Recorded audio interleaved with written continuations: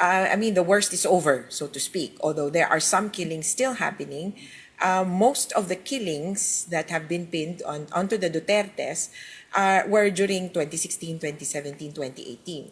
So, I would say, from the eyes of the ICC, this would be more urgent.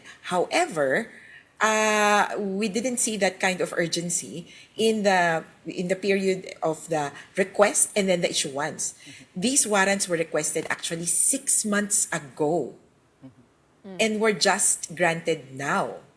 So, I mean, that could debunk the entire argument about, are they seeing this as urgent, or are they looking at information or evidence that would support the warrant of arrest?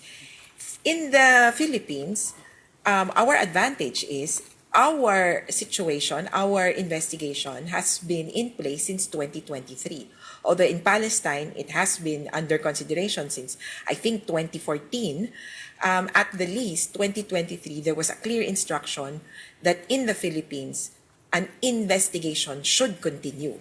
And we've seen the ICC being very active in looking for witnesses, and even at one point suggesting that there were suspects already. So they have already named 5 suspects, as confirmed even by the Philippine government. So that's Bato, etc., and 4 other chief police. Now, here's the thing. It could be a matter of, one, urgency. Is there a need to deter current or ongoing acts? Or second, is it a matter of evidence?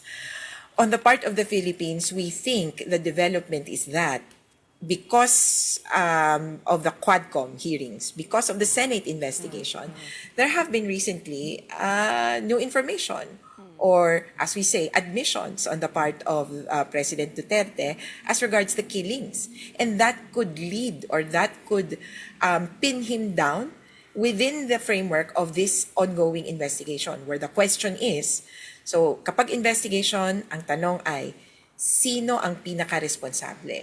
And we've heard the person claim that he was most responsible for this. And I would say that should signal the end of the investigation and move us towards trial.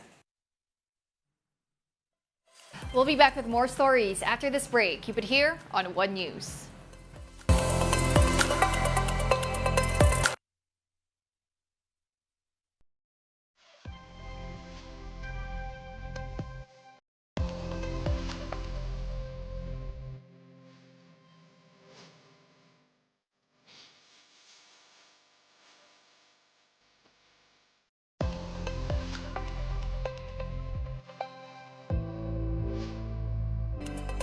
The number of dengue cases has drastically increased by 81% this year.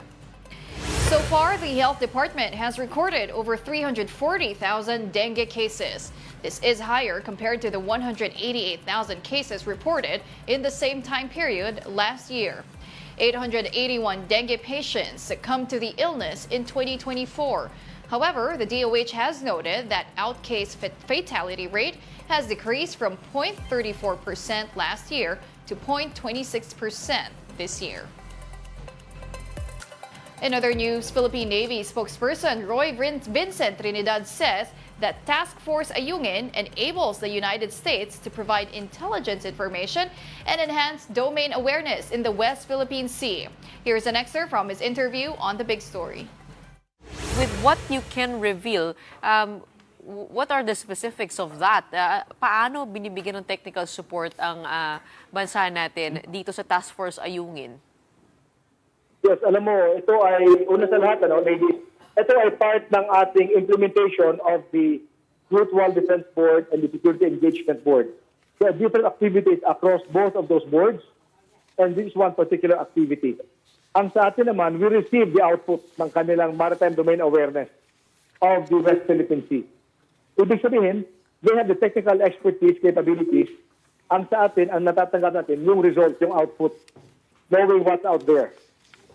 So in this sense, we'll be able to track better where the Chinese boats are, including the ones that are off the radar. Tama po ba?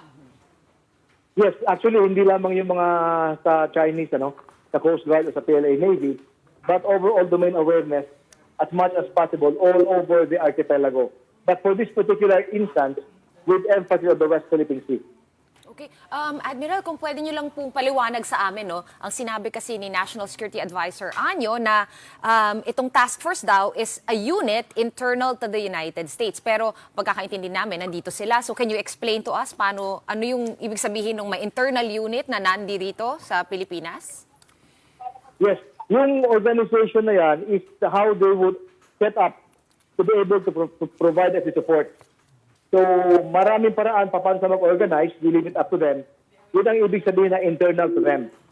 Ang sa atin, we receive the output, the results of the domain awareness monitoring. Yun ang kailangan natin. Admiral, bukod dito po sa Yungin Shoal, totoo po ba na merong plano na maglagay rin po ng American troops in other areas dito po sa Pilipinas? So far, wala pa naman tayo nababalitaan na ganon. Pero on a need basis, like example for HADR, yung mga response natin na nanggaling sa mga EDCA sites, staging areas, may mga coordination na there will be times na kailangan ng troops on the ground for coordination.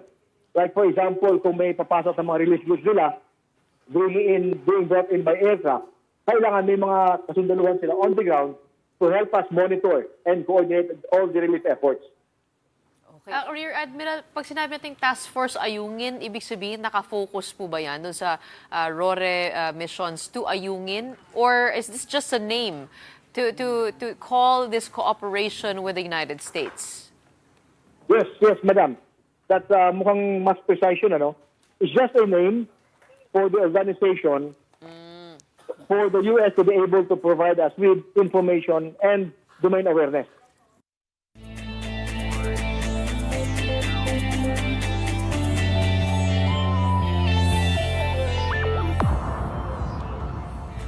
In the Premier Volleyball League, Creamline emerges triumphant against Akari. The Cool Smashers defeated the Chargers in straight sets at the Candon City Arena for their second win in the conference. Three-time league MVP Tots Carlos, who has been sidelined due to a knee injury, finally saw action again. Carlos produced 4 points in her return, while middle blocker Bea De Leon scored 12 points and star spiker Gemma Galanza tallied 13 points. Meanwhile, the Signal HE Spikers have secured their spot in the semis of the Spikers Turf Invitational Conference. This is after they defeated DN Steel Far Eastern University after 4 sets yesterday. Lloyd Josafat led Signal with 12 points on 8 attacks and 4 blocks. Crisscross King Crunchers also nabbed their 4th win yesterday against Eco Oil LaSalle in 3 sets. Reigning Open Conference MVP Jude Garcia led Crisscross with 20 points and 8 excellent receptions. Rounding up the winning teams yesterday was the Savoj Spin Doctors. They swept the Navigators Iloilo after 3 sets. Norwell Sanama secured Savoj's victory with 16 points on 15 kills. And those are the top stories of the hour. I'm Pauline Berzosa. We are One News.